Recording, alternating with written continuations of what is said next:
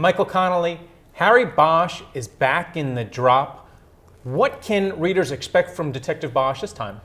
I think they can expect a lot. He's actually juggling a couple of different cases, and he's also juggling a personal thing about his impending retirement.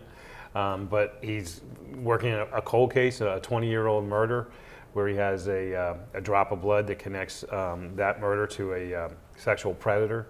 And then he's knee-deep in a political case involving the son of a city councilman who has fallen or been pushed or jumped from the top of a hotel. Hence the drop. Now, this is your 17th Harry Bosch book. How has the character evolved, and how have you evolved? Well, I made a choice early on that if I got the chance to write a number of books, I never saw 17 coming, that I would age him in real time. And that certainly allows me to evolve him. And of course, I've been writing about him for 20 years, so I've changed myself. And so I think Harry has gone from a black and white guy to more of a gray guy. He sees the world more in gray terms. He's also softened a bit. He has a child now, and that, of course, will change anybody's worldview. And some of that's happened with me. I mean, Harry and I have a child the same age, so we're obviously going back and forth, mostly him feeding off of me and my experiences going to Harry. Well, the book industry has also changed since you started writing about Harry back in 1992.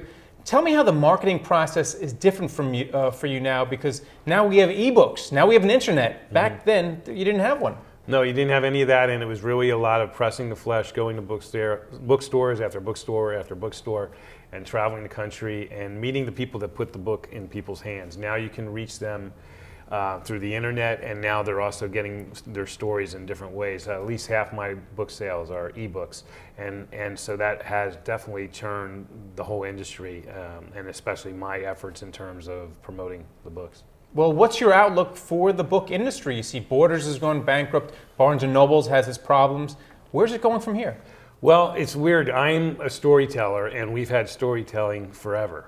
That's not going to go away. It's just about the delivery system and the convenience that people choose on how they're going to read their stories.